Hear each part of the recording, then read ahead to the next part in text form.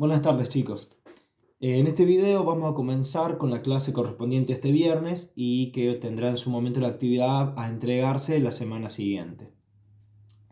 En esta clase vamos a tratar de abordar otro actor fundamental en la concreción y articulación de lo que fue el cordobazo y que es un actor fundamental para entender la historia reciente propia de Córdoba y de Argentina en la que queda la década del 60 y en toda la década del 70 y 80, que no son otra cosa que los sindicatos y los trabajadores. Si ustedes recuerdan lo que hemos estado trabajando un poco en las clases, en el aula hace un tiempo, y sí en las actividades que les he enviado, vemos que uno de los actores fundamentales son los sindicatos en el momento de construir esta revuelta que se le hace a la dictadura. Ahora bien, cuando pensamos en sindicatos, lo que estamos pensando es en esas organizaciones que nuclean a los trabajadores por rubro o por tarea, es decir, por rubro en el cual se pertenece, por ejemplo, petroleros, y si no, o en su defecto, pensémoslo, metalmecánicos, o en su otro caso, por actividad. Es decir, si son metalmecánicos, el sindicato de los operarios, por una actividad. Vimos que había algunos sindicatos en particular que eran interesantes de pensar en Córdoba por el hecho de qué significaba que esos sean los sindicatos más poderosos o más fuertes. Vimos que se articulaba el ESMATA, encabezado por Elpidio Torres, que era el sindicato que nuclea a los metalmecánicos. Vimos que estaba la UTA, encabezada por Atilio López, que era el transporte. Y vimos Luz y Fuerza, encabezado por Agustín Tosco, que era el sindicato de EPEC, de la energía eléctrica en Córdoba. Que nosotros veamos que transporte, industria y energía sean los tres sindicatos más importantes de la provincia, un dato en extremo relevante para más adelante, al menos que lo vamos a abordar, es el hecho de que eso habla de que Córdoba es una provincia cuyo modelo económico, si bien es mixto aún, es decir, hay producción agropecuaria también, está en este periodo fuertemente consolidado en el ámbito industrial. Ahora, yo en la clase pasada les dije que en general los sindicatos, dado que durante los gobiernos peronistas de la década del 40 y 50 habían florecido, de hecho hay una política del Estado de Perón construir sindicatos en cada área posible para establecer una sociedad organizada, es decir, los empleadores nucleados en sus organizaciones, los trabajadores sindicalizados encabezados por la CGT o Confederación General del Trabajo, es decir, como la organización que nuclea los sindicatos, para el Estado en el medio poder articular las disputas sociales. Como dijimos, fruto de ello es que los sindicalistas tradicionalmente en esas épocas, incluso aún hoy, sean de extracción peronista. Tosco, si bien ahora va a estar más cercano a posicionamientos más de extrema izquierda, más clasistas, es decir, más de llevar la discusión sindical a la lucha de clases, surgió del peronismo y tiene filiación hacia el peronismo, simpatía, de una forma aún en esta época, si bien ya se está acercando mucho más a la extrema izquierda. Por otro lado, Elpidio Torres, quien se encarga de encabezar el sindicato de ESMATA, sí es claramente peronista y esto es fundamental. Es un sindicalista que va a articular una forma de accionar de las luchas sindicales particularmente combativa, y eso es fundamental entenderlo para entender por qué es tan relevante su papel en el cordobazo.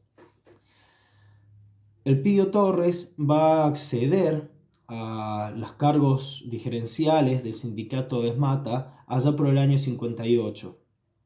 Y lo que va a buscar promover como modelo de acción para su sindicato y como modelo de influencia para los sindicatos de Córdoba son los paros combativos y con movilización. ¿Qué quiere decir esto? El paro no es un paro como decía en esa época matero o dominguero, en el cual los dirigentes gremiales se encargan de reunirse con el propietario de la empresa, arreglaban algo, mientras que los trabajadores estaban en su casa como un día libre de descanso. Para Elpidio Torres, los paros deben ser obligatoriamente activos y con movilización. Los trabajadores van al centro a hacer oír su voz y a imponer su fuerza de cantidad y de masa frente a los empresarios, frente al gobierno, frente a quien haga falta para que se concrete su reivindicación laboral. Y bueno, por última instancia, Atilio López, que adscribe a esta idea de Torres, también es de extracción peronista. Eso es una particularidad de estos principales sindicatos. Por otro lado, ustedes habrán visto que en los documentales les hablaban de un tal Ongaro y de la CGT de los argentinos. Y uno dirá, ¿qué es todo esto? Hay una cuestión que es muy particular, que tiene que ver con lo que vamos a empezar un poquito más adelante, que es el modelo económico de esta dictadura y cómo va a afectar a Córdoba, que tiene que ver con que en el momento en el cual esta dictadura accede al poder y busca modificar el entramado productivo argentino, la lógica de el modelo económico que va a desarrollar y que en definitiva va a tener consecuencias muy fuertes en el bienestar de los trabajadores para mal, muchos sindicatos enmarcados en la CGT y muchos dirigentes de la CGT se suman a apoyar a la dictadura, o activamente, o al menos no haciendo paros ni movilizaciones, dejando que la dictadura haga. Frente a ello, aparece un dirigente gremial, que no es otro más que Ongaro, el cual comienza a hacer un movimiento puertas adentro de la CGT, buscando sindicatos pequeños en el entramado del país,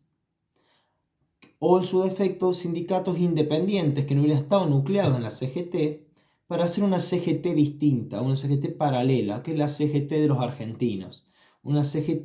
que está muy lejos de aceptar lo que vaya a querer hacer la dictadura y que va a buscar plantearle una respuesta a través de la movilización y la disrupción, como por ejemplo el cordobazo, se va a dar el rosariazo, el tucumanazo, un montón de movilizaciones similares al cordobazo, algunas antes, otras después de él,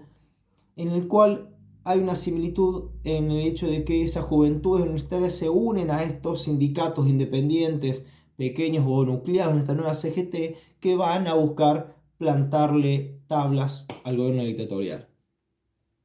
Ahora bien, en ese sentido no es por nada menor el papel de Agustín Tosco y de Luz y Fuerza en este marco. ¿Por qué lo decimos? Porque Luz y Fuerza es un sindicato autónomo que no está nucleado en la CGT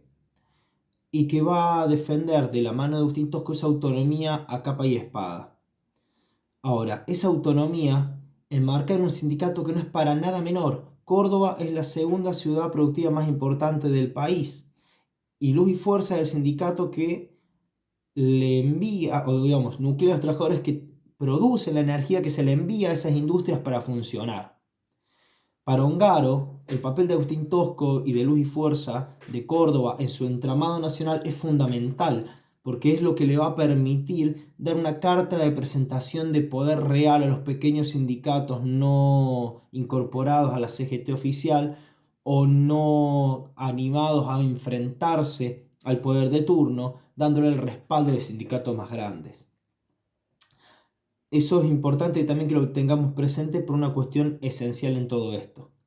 Nosotros dijimos, y pensándolo en un contexto que está hasta el momento en el que estamos hablando obviando un actor fundamental, que es Perón, que está en el exilio, está enmarcando a los dos actores fundamentales que van a entrar en colisión con las fuerzas dictatoriales y luego entrarán en una relación de ver quién será el que dirigirá las suertes del país una vez Perón haya retornado a Argentina. Por un lado, este sindicalismo que entiende a Perón como su líder, al menos los que son de filiación peronista, que entienden esa ideología peronista de la sociedad ordenada y organizada y la dirección de un líder que les permita alcanzar sus reivindicaciones como camino a seguir, y las juventudes de extracción de izquierda, o al menos, de ideología de izquierda, extracción de clase media, pero ideología de izquierda, que están tratando de empezar a pensar cómo generar un socialismo nacional, es decir, un paso mucho más allá de lo que se había alcanzado con las reivindicaciones laborales del peronismo. Por el momento, esto es lo que quiero que a ustedes les quede como presente. De ese acontecimiento que estamos analizando, que es el Cordobazo, hemos visto un elemento fundamental que es cuáles eran los objetivos políticos que tenía la dictadura que estaba vigente en el momento en que se produce y qué actores fundamentales tenemos interactuando allí. Por un lado, a esas juventudes universitarias de clase media y de construcción ideológica de izquierda, sea por los textos que ingresan de los procesos revolucionarios del exterior, sea por el Concilio Vaticano II, la teología de la liberación y la influencia que la Iglesia tenía en su formación. Y por otro lado, estos sindicatos y estos trabajadores nucleados en ellos, que buscan tomar una actitud combativa y contestataria tanto a la dictadura como a las dirigencias tradicionales que están buscando transar con ellos. Dicho esto, verán el viernes luego una pequeña actividad que tiene que ver con poder identificar un poco las particularidades de este actor político. De esa forma, nosotros ya la semana entrante vamos a poder empezar a ver cómo se construye la relación de violencia política en Argentina y en Córdoba en particular, cómo empiezan a actuar las guerrillas, qué relación hay entre esas guerrillas y Perón, y cómo se va a generar de alguna forma un maridaje imposible de desarrollar.